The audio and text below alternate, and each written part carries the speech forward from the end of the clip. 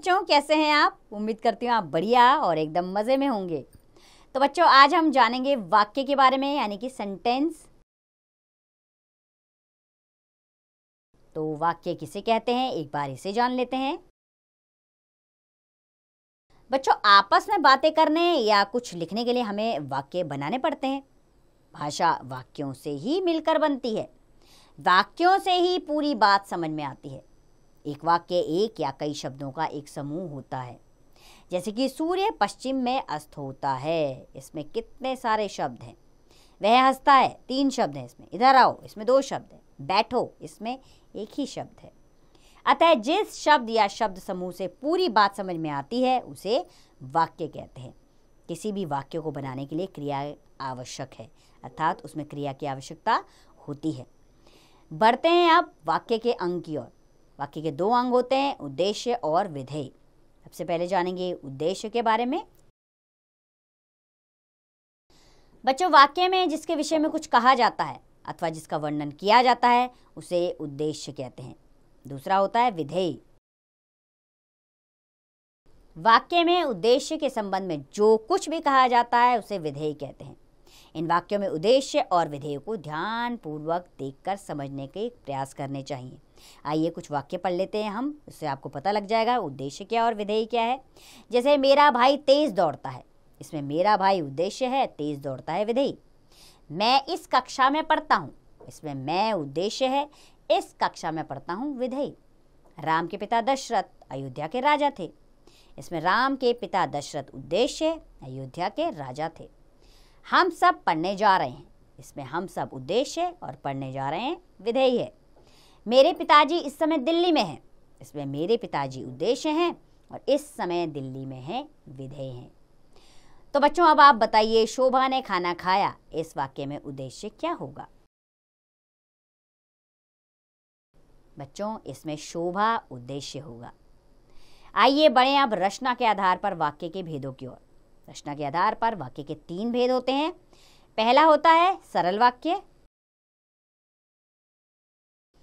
जिस वाक्य में एक ही क्रिया होती है उसे सरल वाक्य कहते हैं। जैसे कि मैं गांधीनगर में रहता हूं, वह बहुत अच्छा लड़का है, बच्चा रोता है, वह 2 दिन पहले आए थे। तो ये सब सरल वाक्य के उदाहरण हैं। दूसरा है संयुक्त वाक्य। जिस वाक्य में एक से अधिक सरल वाक्यों को किसी समुच्चय बोधक अवयव से जोड़ा गया हो उसे संयुक्त वाक्य कहते हैं। वाक्यों को जोड़ने के लिए किंतु, परंतु, पर और आदि समुच्चय बोधक अवयवों का प्रयोग किया जाता है।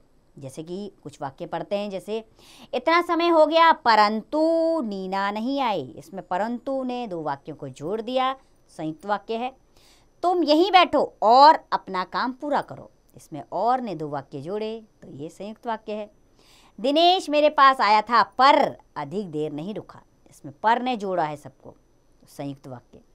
तुम घर जाओगी या मेरे साथ चलोगी, इसमें या ने आपस में 2 वाक्य जोड़े, तो या जो है वो संयुक्त वाक्य है।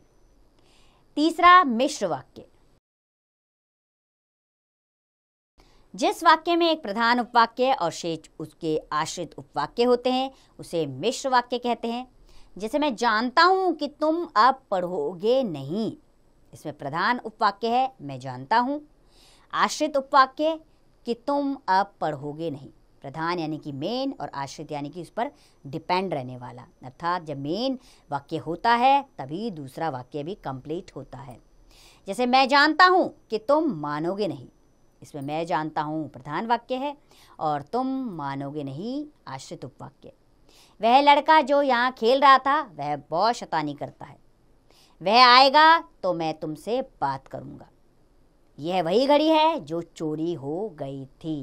तो ये सब मिश्र वाक्य के उदाहरण हैं। आइए आपके अभ्यास के लिए एक बार इस पाठ को और दोहरा लेते हैं।